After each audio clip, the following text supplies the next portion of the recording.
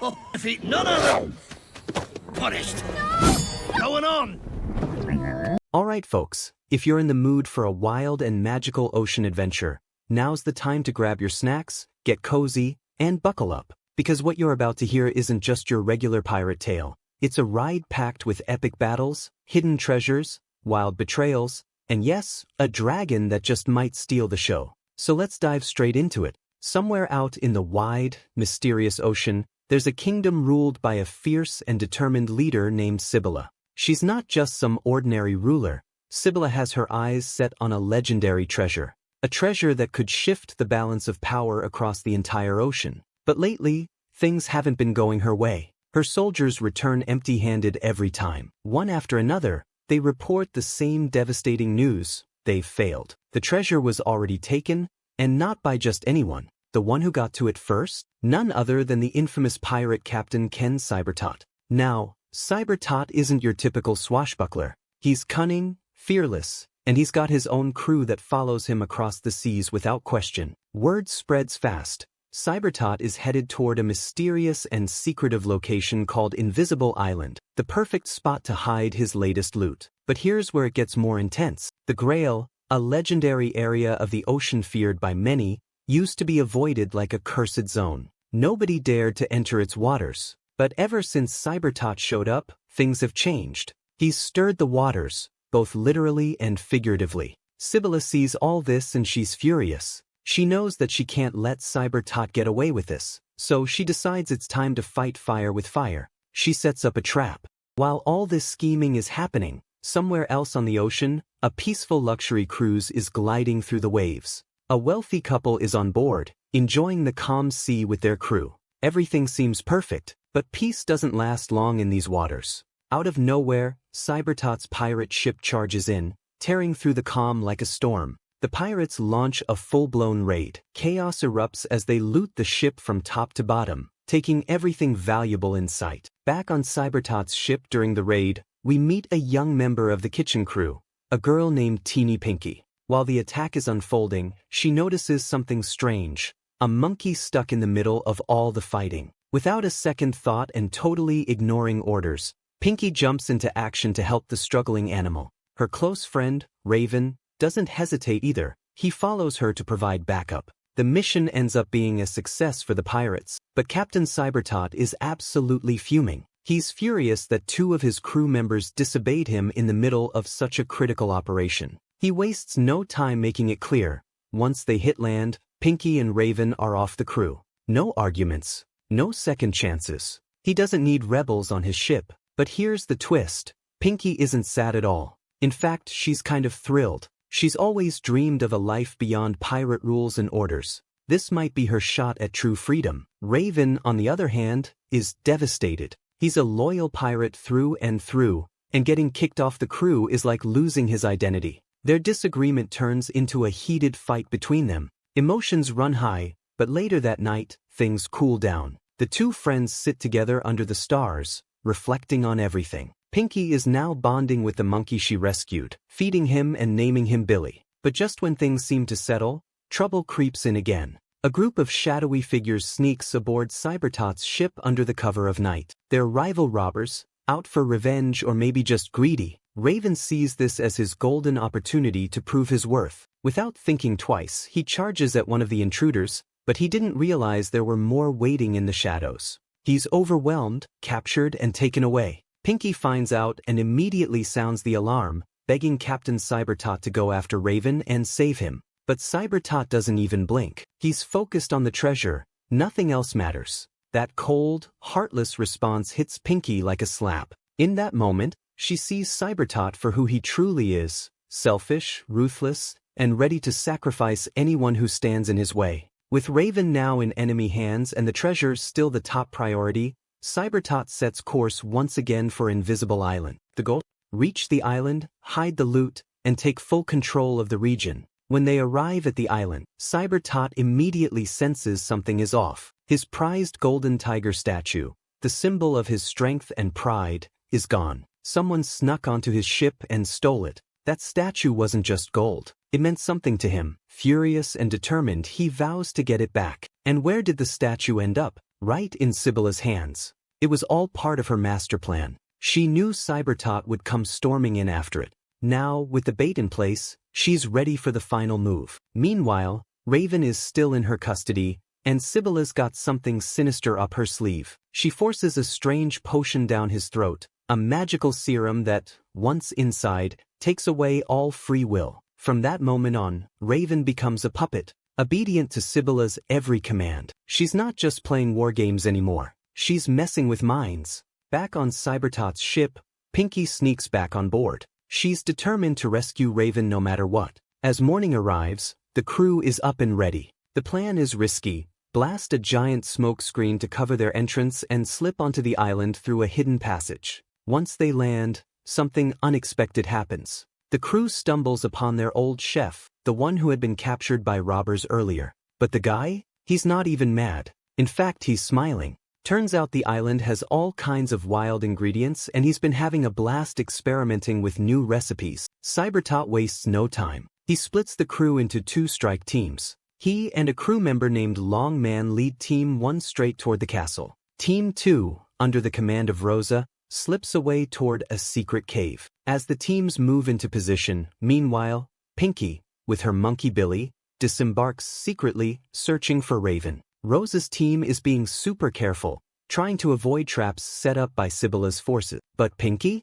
She's clueless about the traps. She steps on a glowing stone and bim, island alarm goes off. All of Sibylla's soldiers get into battle mode. Up near the castle, Cybertot reaches the gates, ready to storm in. Rosa's team manages to find Raven, but something's off about him. Rosa notices his eyes have changed color, a clear sign that something's not right. She gets suspicious and tells 2 of her soldiers to stay with Raven, just in case, while she leads the rest to rejoin Cybertot. Turns out, Raven's been completely hypnotized by that potion. His mission now? Slip the same magic drink to the rest of Cybertot's crew so they fall under Sibylla's control too. Back at the gates of Sibylla's castle, the moment finally came. No more hiding, no more tricks. Captain Cybertot and Sibylla stood face to face. They stared each other down, neither one flinching. The battle that would decide who ruled the ocean officially began. While they were going toe-to-toe, something totally unexpected was happening nearby. Remember the 2 soldiers who were supposed to be watching Raven? Yeah, they got super thirsty and, of all things, decided to drink that weird potion. Thinking it was just regular water, they took a few big gulps. Not smart. Before they even realized what was happening, the potion kicked in, and just like that, they were hypnotized. One by one, more of their comrades followed and drank it too. So when Rosa and the rest of the team finally showed up at the castle, things had spiraled into total chaos. The whole crew was brainwashed. They turned on their own, even Longman, attacking him like a swarm of zombie pirates. Total madness. Meanwhile, on the battlefield, Cybertot was holding his ground against Sibylla. He wasn't backing down. That is, until she revealed her hidden ace, a full-blown dragon. Yes, you heard that right.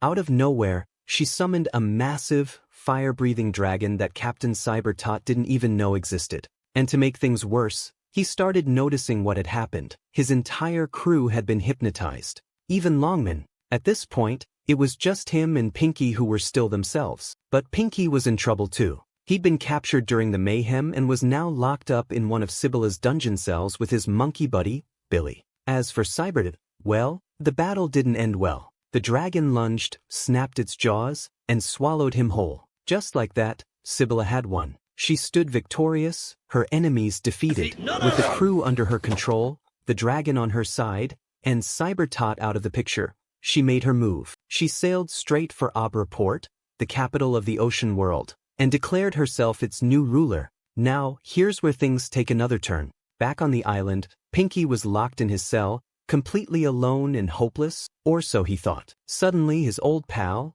the chef named Tali, showed up and busted him out. Turns out, Tali had never been hypnotized at all. Because his cooking, especially his funky little dish called rat stew, had an unexpected side effect. It acted as a full-blown antidote to Sibylla's mind control potion. So while everyone else was falling under the spell, Tali's stew made him totally immune. He had no idea his weird recipes would be saving the world, but here we are. Pinky and Tali rushed to the dragon's cave. And guess what? Cybertut was alive. The dragon hadn't fully digested him. He was just trapped inside its mouth, stuck and angry. Working together, Pinky and Tolly managed to free him. And here comes another twist. Once the dragon accidentally drank a spoonful of Tolly's stew, the spell controlling it completely broke. Turns out, the dragon wasn't evil at all. It was just a young, misunderstood creature who'd been caught up in Sibylla's magic. Cybertot, still processing everything, couldn't believe it.